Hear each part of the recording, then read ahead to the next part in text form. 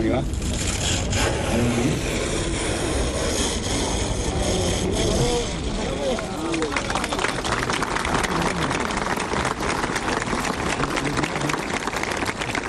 Debout, le sourire malicieux, il apparaît devant le lycée qui porte son nom. Georges Frêche, figé dans le bronze, parfaitement reconnaissable. Il fixe une nouvelle fois l'attention pour un hommage à l'homme politique, à l'ami, au mari ou au père qu'il était. Une émotion parfois difficile à contenir sur un site hautement symbolique. C'est la force et l'honneur que nous faisons à quelqu'un qui s'est impliqué fortement, a tout donné, a donné sa vie pour que la nôtre soit bien meilleure. J'ai fait partie de ces équipes durant 33 ans.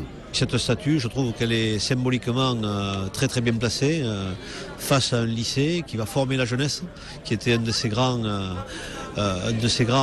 dessins politiques au quotidien qu'il a mené depuis sa responsabilité d'homme public.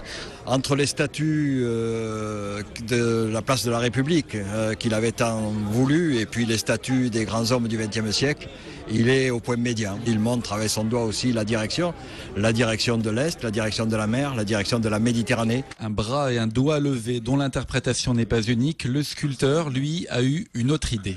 Ce monsieur qui était avec un petit côté pagnolesque était également un grand universitaire. Et donc voilà pourquoi l'index tendu qui montre l'autorité, qui montre le côté universitaire.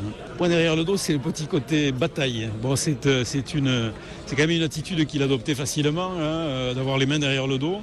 Georges Frêche l'avait dit, ériger sa statue, ça n'était pas à lui de décider. Il y a 2 ans, quelques semaines avant son décès, il avait tout de même une petite idée sur la question. Si quand je serai mort, il y a des gens qui veulent faire une statue, je n'ai qu'un vœu, je voudrais être à cheval.